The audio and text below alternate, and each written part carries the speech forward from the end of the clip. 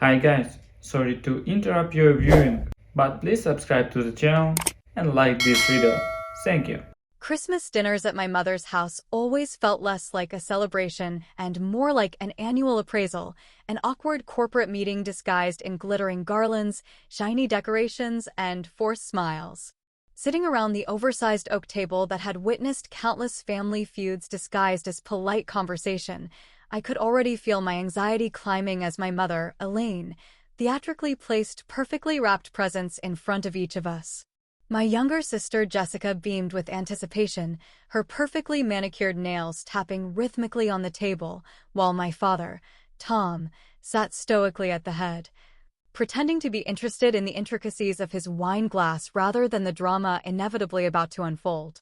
My husband, Paul, squeezed my hand under the table, a gentle, reassuring pressure that said he already knew how this was going to end, though he hoped desperately he might be wrong.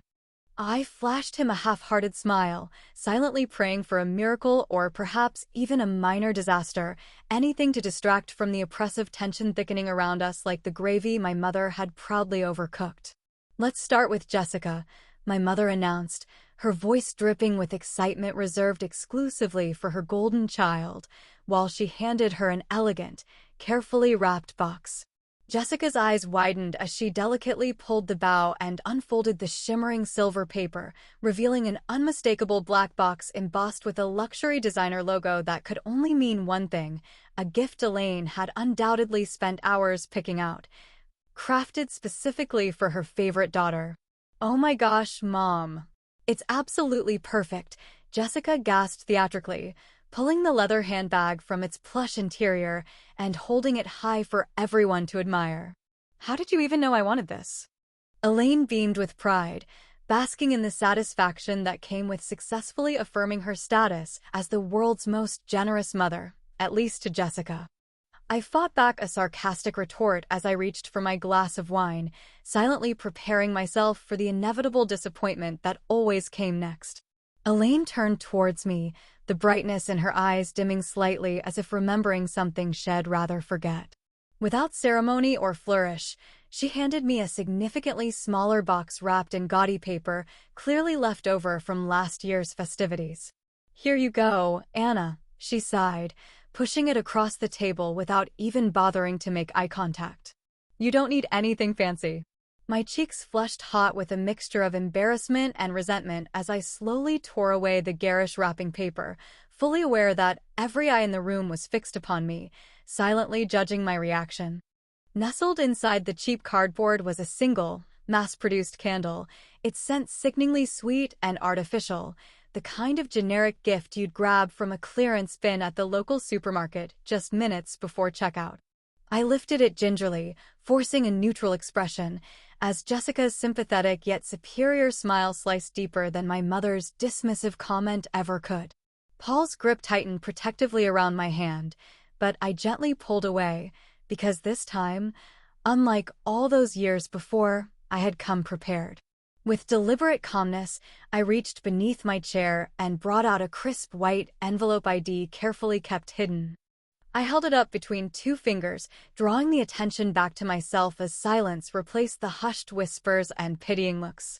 "Actually, Mom, I have something for you too," I said, keeping my voice steady and deliberately measured, each word punctuating the growing anticipation in the room.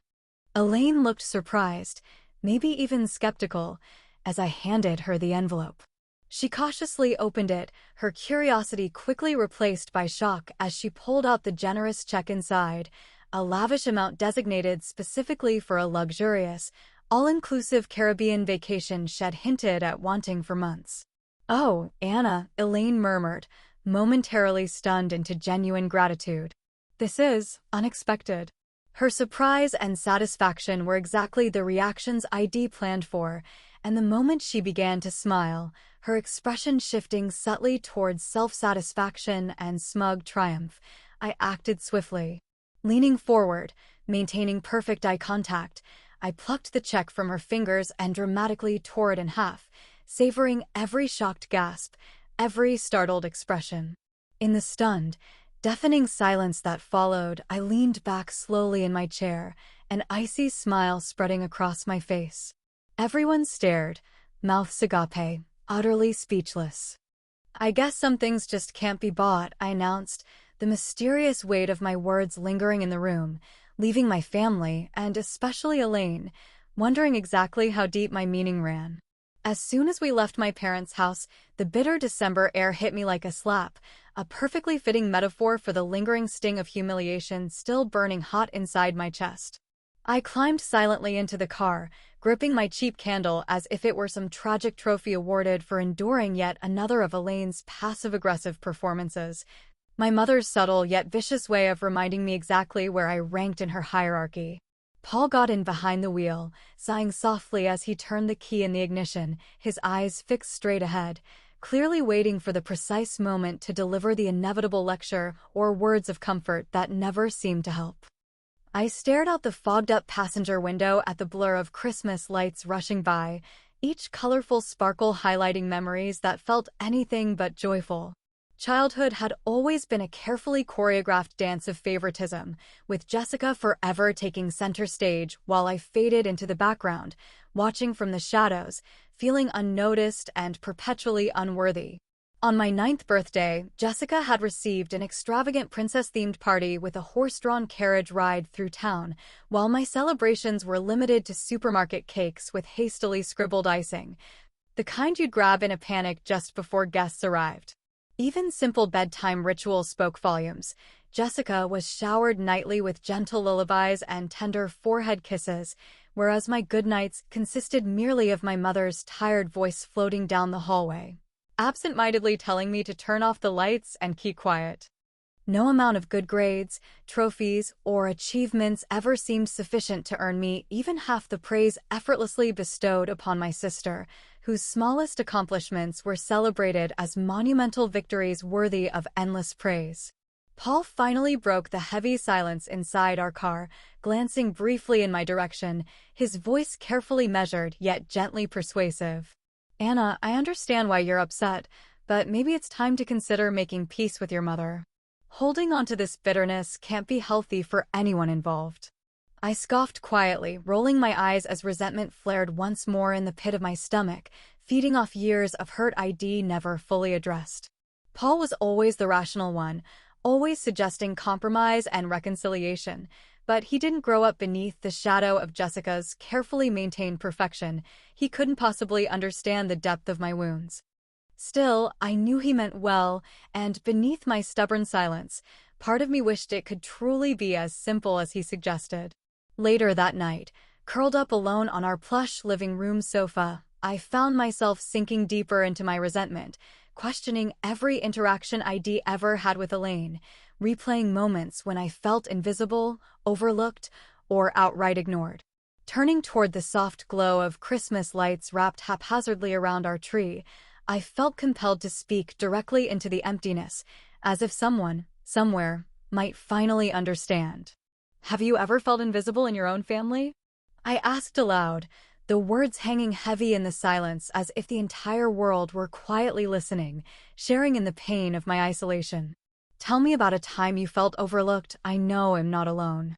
There was comfort, strange yet reassuring, in imagining others nodding along, silently recounting their own forgotten moments, their own experiences of living in someone else's shadow.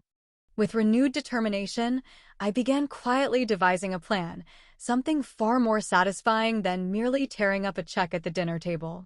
Elaine's humiliation tonight had only scratched the surface.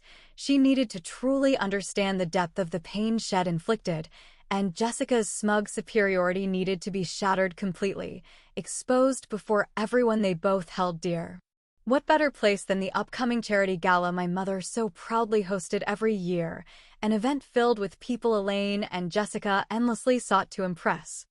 I felt my lips curl into a satisfied smile, savoring the delicious irony of using my mother's pride and public image against her. For once, they would both experience exactly how it felt to stand helplessly by, forced to endure humiliation under the watchful eyes of their friends and acquaintances. It was harsh, perhaps, even cruel, but after a lifetime spent absorbing their silent blows, wasn't it finally my turn? My thoughts were abruptly interrupted by the soft buzzing of my phone on the coffee table, its screen lighting up in the dimness of the room, illuminating a new text message from an unfamiliar number. Curious, I leaned forward, my heart skipping with an odd mix of dread and excitement as I read the cryptic words glowing back at me. "You think Jessica has it all figured out? Maybe you should ask her about the real reason she moved back home." My breath caught sharply, mind racing to unravel what secrets Jessica could possibly be hiding, secrets tantalizing enough that even my perfectly polished sister couldn't conceal them indefinitely. The message lingered ominously, its unanswered questions stirring both anxiety and anticipation within me. Suddenly, my plans for revenge felt small compared to the explosive revelations I was sure lay just beneath Jessica's carefully crafted facade. I barely slept that night, my mind spinning endlessly with the cryptic words that had appeared on my phone screen, each sentence ringing louder with every passing hour. Whoever had sent that text clearly knew something about Jessica that my family had carefully hidden beneath years of superficial perfection. The next morning, under the harsh brightness of winter sunlight streaming through my kitchen window, I found myself anxiously sipping bitter coffee, scrolling obsessively through social media, searching desperately for any clue or inconsistency that might betray Jessica's carefully crafted public image, the flawless mask she wore effortlessly in every picture and post. At first glance, Jessica's life appeared enviably perfect. Her profile overflowed with smiling photos from upscale parties, brunches at trendy restaurants, lavish vacations to tropical islands, all carefully curated to project effortless happiness and enviable success. But now, with suspicion planted firmly in my heart, I started noticing odd details lurking just beneath the glossy surface. The expensive trip suddenly stopped several months back, replaced by posts from our mother's house, each caption casually mentioning family time or a break from the stress, subtle hints cleverly disguised as nostalgia and sentimentality. Why had I never noticed before that Jessica had quietly slipped back home, living once again beneath Elaine's protective and enabling wing? Driven by a growing sense of urgency, I dug deeper, quietly checking public records and even making a discreet call to an old mutual friend from high school, someone who had always been closely connected to Jessica's inner circle. After an awkward exchange of pleasantries, my friend finally spilled what she'd clearly been holding back, explaining hesitantly how Jessica had been drowning in debt, quietly struggling for months after her boutique business had spectacularly failed, leaving her financially devastated and humiliated. Our mother, Elaine, had stepped in discreetly to cover Jessica's losses, secretly supporting her lavish lifestyle, desperate to maintain the illusion of perfection, the precious facade my mother had always valued above truth or genuine happiness. Suddenly, the puzzle pieces began fitting together, painting a clearer, uglier picture of our family dynamics. Jessica wasn't merely favored. She was being propped up by Elaine, enabled to hide her flaws behind a carefully crafted illusion at any cost. A potent mix of anger and vindication surged through me, bitterly pleased to find undeniable proof of the cracks in Jessica's seemingly impeccable life, yet also strangely saddened by the destructive lengths Elaine had gone to maintain appearances, willing to sacrifice everything, even her relationship with me, for a manufactured perfection that existed solely in her imagination. When Jessica invited me to meet for coffee the next afternoon, I arrived determined, my heart racing with anticipation, knowing exactly how I intended to subtly confront her, carefully gauging her reactions, ready to twist every word into a subtle accusation. She was already seated, elegantly dressed, effortlessly composed, yet beneath her outward serenity, I now saw clearly the shadows under her eyes, the nervous twitch in her fingers wrapped around her designer handbag, all betraying the anxiety hidden beneath layers of expensive makeup and practiced smiles. "How are things, Anna?" Jessica began cautiously, her voice tinged with feigned friendliness, testing the waters, clearly uncertain why I'd agreed to meet after our disastrous Christmas encounter. "Oh, things have been illuminating," I replied casually, deliberately pausing, watching her eyes flicker with confusion and suspicion, a satisfying tension rapidly filling the space between us. She shifted uncomfortably, clearly sensing my hidden meaning, carefully choosing her next words as she asked, "What do you mean by illuminating?" "Just interesting discoveries, you know," I continued with deceptive innocence, leaning forward slightly, lowering my voice conspiratorially. "It's fascinating how much someone can hide behind a perfect facade, especially when Mom is always there to quietly clean up the mess." Jessica's face drained of color, her composed facade visibly fracturing as panic flashed briefly in her eyes before she hastily masked it behind a tight smile. "I don't know what you're implying," she retorted weakly, her voice trembling slightly despite her attempt at confidence, desperation slowly creeping into her tone. "You don't?" I replied with mock surprise, relishing her discomfort, the power dynamics finally shifting in my favor. "Funny, I thought you'd be the expert on implications, especially given all your recent family time. How long has it really been since your boutique closed down, Jessica?" Her eyes widened, genuine shock rippling across her features, quickly replaced by anger as her carefully maintained calm finally shattered completely. "You think you know everything, Anna? You always assumed my life was easy, that I had everything handed to me. Do you have any idea what it's like trying to live up to Mom's impossible standards?" "Oh, I have plenty of ideas about living up to impossible standards," I shot back bitterly, my voice dripping with years of built-up resentment. "The difference is, I've always been forced to do it alone, without Mom secretly paying off my failures." Jessica's eyes filled suddenly with tears, her voice breaking as she desperately pleaded, "You have no idea what Mom's done for me." I froze, heart pounding painfully in my chest as her words hung heavily between us, suddenly realizing the secret she was hinting at went far deeper than mere financial troubles, hinting at something much darker, more painful, hidden beneath years of silence and lies. After Jessica's desperate words echoed through my mind, relentlessly haunting my thoughts for days, I decided the only way to find clarity was through the one family member who had always quietly observed the chaos without ever taking sides, my father, Tom. His steady presence had always been like an anchor in our stormy family seas, silently witnessing our mother's relentless pursuit of perfection and favoritism, yet never openly intervening. Perhaps out of quiet resignation or his own hidden suffering. As I drove to the modest lakeside cabin where my father often retreated, searching for peace in the solitude of nature far from Elaine's relentless judgments, my stomach twisted anxiously, sensing I was on the verge of unearthing secrets I might later wish had remained buried. When I arrived, I found my father sitting quietly on the porch, lost in thought as he stared out at the still waters reflecting the gray winter sky, seemingly waiting for someone, perhaps me, to finally come and ask the questions he'd held onto far too long. He barely looked surprised when I approached him, his warm but weary smile suggesting he'd been expecting this confrontation for longer than I had even realized. "Dad," I began cautiously, my voice shaking slightly despite my attempts to steady myself, "Jessica mentioned something the other day. Something about Mom, implying there's a lot I don't know. What's really going on between them?" Tom sighed deeply, visibly weighed down by years of silence, as he motioned me to sit beside him on the worn porch steps, the old wood creaking softly beneath us like it was finally ready to reveal the burdens it had carried for decades. He spoke slowly at first, carefully choosing each word, clearly aware of the emotional weight they would carry. "Anna, there's a lot your mother never wanted you to know, thinking it was her way of protecting you, protecting us all, really." I waited impatiently as he gathered his thoughts, finally continuing, his voice quietly strained with emotion.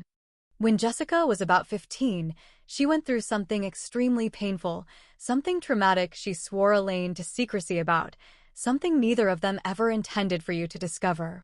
It changed everything between them because your mother blamed herself deeply for what happened, convinced it was her fault that Jessica had suffered." I stared at my father in stunned disbelief, feeling as though the foundation beneath my lifelong resentment had suddenly shifted, replaced by confusion, uncertainty, and even a twisted sense of guilt. Jessica's seemingly privileged position, the excessive attention and protection from Elaine, was suddenly cast in a completely new, painfully sympathetic light. My carefully constructed image of Jessica's life being an endless series of undeserved advantages began to fracture, revealing the hidden pain and desperation behind each seemingly effortless success Elaine had quietly facilitated. But why didn't they ever tell me? I asked softly, my voice barely above a whisper, fighting back tears of frustration and sorrow.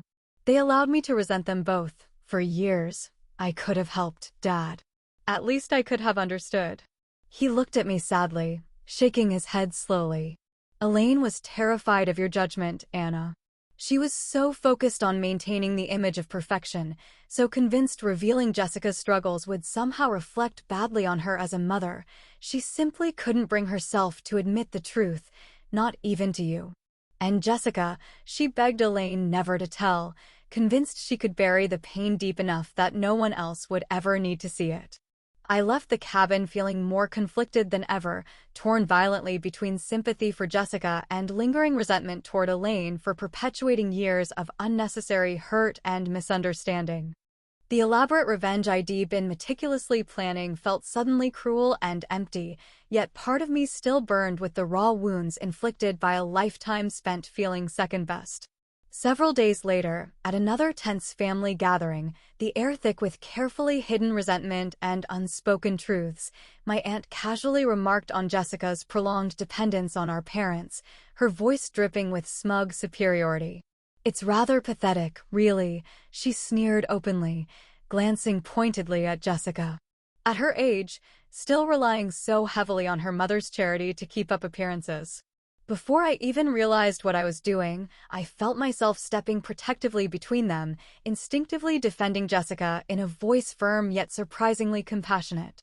"Jessica doesn't owe explanations to anyone here," I said clearly, catching Jessica's startled yet grateful gaze, realizing how easily I'd fallen into the role of her protector, despite the tangled history between us. We all have struggles, some just hide them better than others. The room fell silent as everyone stared at me, shocked by my unexpected intervention, no one more surprised than Jessica herself, whose eyes shone with tears she quickly blinked away. Elaine watched me intently from across the room, her expression unreadable, a complex mixture of relief, regret, and perhaps even genuine gratitude hidden beneath the polished mask she'd worn for so many years. As guests awkwardly resumed polite conversation, desperate to escape the discomfort lingering between us, Elaine quietly approached me, her eyes glistening with barely suppressed tears. Her voice trembled slightly as she leaned closer, whispering urgently, "Anna, please, can we speak privately? There's something else you desperately need to know, something far worse than what your father told you." My heart clenched painfully, dread washing over me as her words echoed ominously in my mind, forcing me to wonder just how deep our family's darkness truly ran. Elaine guided me into the quiet solitude of her bedroom, the very room I had once considered forbidden territory as a child, where whispers had always seemed louder and secrets more profound behind the heavy oak door she kept tightly shut.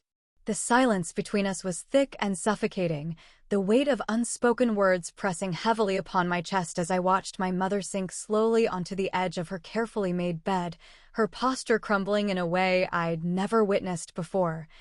Her polished veneer slipping away, replaced by something heartbreakingly vulnerable. I stood awkwardly near the doorway, unsure if I wanted to comfort her or demand answers immediately, my emotions swirling in confusing loops of sympathy, anger, and relentless curiosity. Finally, Elaine lifted her eyes to meet mine, tears slipping silently down her cheeks, cutting trails through carefully applied makeup now smeared and ruined, revealing the genuine, flawed humanity she'd spent a lifetime hiding behind perfect appearances. "Anna," she began shakily, her voice strained and trembling, "there's something you deserve to know, something I've hidden for far too long. Thinking silence was better for all of us, but I realize now it's only caused more pain." I nodded cautiously, signaling her to continue, my pulse quickening as anxiety tightened its grip, dreading yet needing the truth that could either destroy or heal the fractured relationship we'd suffered through for years. Elaine took a deep breath, gathering the courage she'd always lacked before finally speaking, her words tumbling forth rapidly, as though she'd carried their heavy burden for decades and was desperate to free herself at last. When you were both still very young, barely school-aged, my own insecurities consumed me. I was constantly terrified I wasn't enough, not good enough as a mother, not good enough as a wife, and especially not good enough compared to other women around me. Your father's success and your own blossoming intelligence seemed to highlight my inadequacies rather than bringing me joy, and it tore at my confidence relentlessly. Her voice broke slightly, eyes filled with genuine regret as she pressed on, determined now to lay bare the painful truths she'd hidden even from herself. Jessica was different. She was sensitive and dependent, needing me in ways you never did, and something twisted within me. I started relying on her vulnerabilities, feeling powerful and needed in ways I never allowed myself to feel with you. Over time, it became easier to shower her with affection, to visibly prefer her presence because it satisfied some selfish emptiness inside me. Eventually, my desperate need to be valued as a mother led me down a path that deeply hurt you both. What happened to Jessica at 15, her trauma, I blamed myself, rightly so. But instead of seeking help, I buried the truth, lavishing her with attention and gifts to soothe my own guilt. I let you think you were unloved and unnoticed, Anna, simply because I couldn't bear facing my failures openly. My chest constricted painfully, absorbing the enormity of her revelation, anger and compassion wrestling fiercely within me, leaving me emotionally battered yet somehow strangely relieved. Understanding Elaine's motives didn't erase the scars she'd inflicted, but it placed our family's suffering into a clearer, tragically human context. Yet despite newfound empathy, I still felt an undeniable urge for justice, perhaps gentler now, more nuanced, but justice nonetheless. The following week, at the grand charity event Elaine meticulously hosted each year, a glittering affair filled with influential acquaintances and superficial socialites, I stood nervously at the microphone, heart pounding as I glanced briefly toward Jessica, offering her a subtle nod of encouragement. As I spoke, my words resonated warmly through the elegant ballroom, carefully weaving a narrative of strength amid vulnerability, openly praising Jessica's resilience in overcoming personal struggles hidden beneath her seemingly flawless image. Without directly blaming Elaine, I gently revealed the toxic pressure to appear perfect that our family had silently endured, subtly highlighting how destructive such demands could become, especially when appearances were valued above authenticity. A stunned silence settled over the crowd, every eye fixed intently on Elaine, whose pale face reflected genuine shock yet an unmistakable glimmer of humble understanding. To my astonishment, she rose slowly, visibly shaken yet strangely dignified, stepping forward and taking the microphone, her voice quivering with sincerity as she faced the crowd bravely.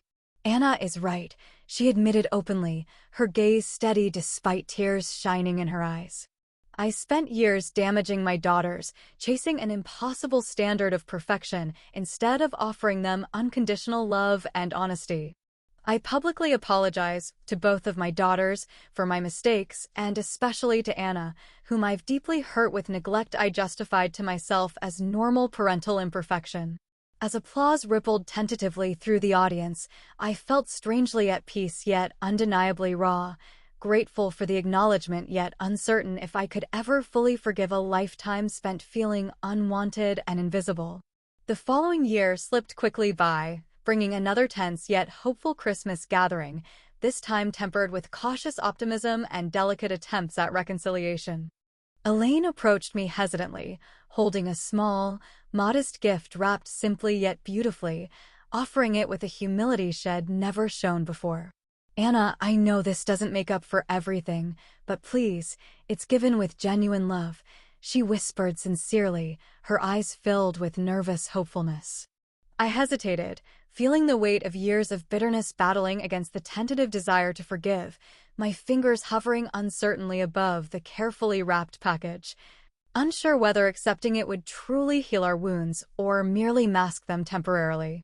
As the room fell silent around us, filled with quiet anticipation, I stood frozen, torn between finally letting go of the past or continuing to carry the heavy burden of resentment I'd grown accustomed to bearing, leaving everyone, including myself, wondering what my next move would be.